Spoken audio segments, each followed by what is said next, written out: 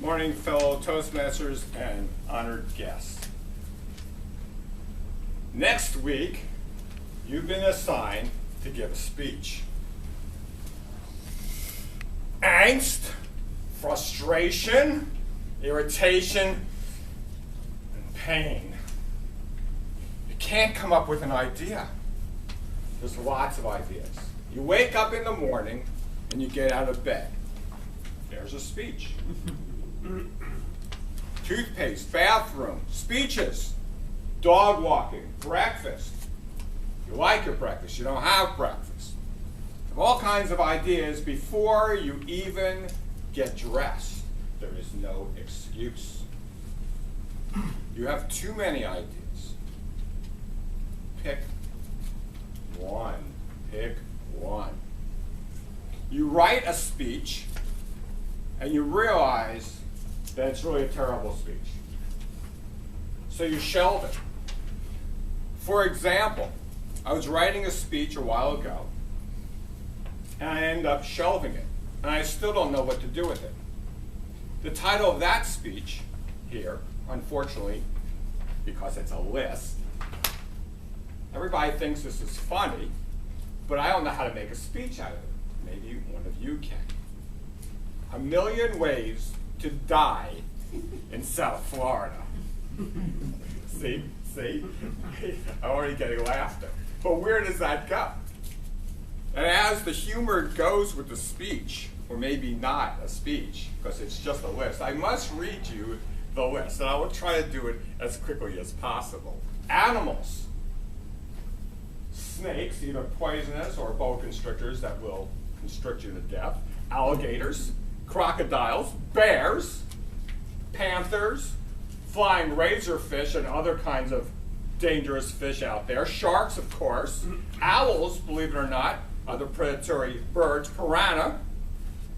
You're not going to believe this, but people buy piranhas, put them in their fish tanks. When they bite you, when they get too big, they dump them in the canals and they end up in the Everglades. And now we have piranhas in the Everglades. There's a speech there. Flesh-eating bacteria, brain-eating amoebas, giant snails, fire ants, rabid raccoons. That's just the animals. What about the people? Guns, intentional murder, all fodder for good speeches. Accidental, guns in the wrong hands, automobile accidents, unintentional texting, drunk driving, flying debris. There's a speech. There's an actual news report at one point about flying debris on the highway where it hit somebody. Hit by a car while walking or riding a bicycle. I have a speech I can give because I did get hit by a car while riding a bicycle. It was in a body brace. Road rage, boating, escaping tyrannical governments. Explosions, crazy people and other psychopaths. 911 non-response. There's a good speech for somebody.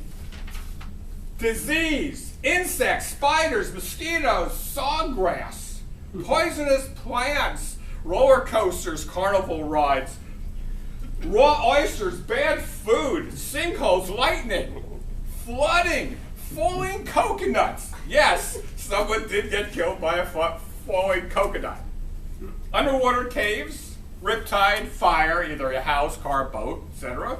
Drug overdose, electrocution, prisons, the death rate in prisons, heat stroke, hurricanes, and of course, tornadoes. Not to mention old age. How many other categories can I give you to give a speech? So you feel that after you've written your speech that it's not worthy. I've read many speeches out loud to myself, to my friends, my family, who all have grown, and they've all fallen flat. I'm sure you all have too. But when you're up here, it's different. So don't overthink your speech. You keep revising your speech, but it's no use. When you write a speech, it's not really an essay, is it? So don't worry. Don't keep revising your speech. Ditch the distractions. Turn off the music, the TV, all of that while you're doing that. Don't spend more than 15, 20 minutes at a time to write a speech. Don't edit as you go. Don't start necessarily at the beginning. Put it down on paper.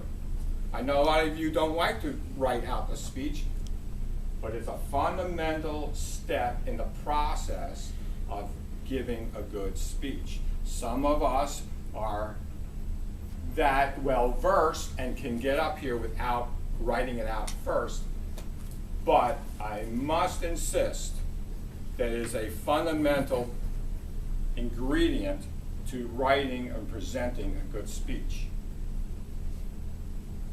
Try using the time to your advantage. Next Thursday, you're going to give a speech, right? So good luck, and hopefully the next speech from you will be the best one yet. Mr. Toastmaster.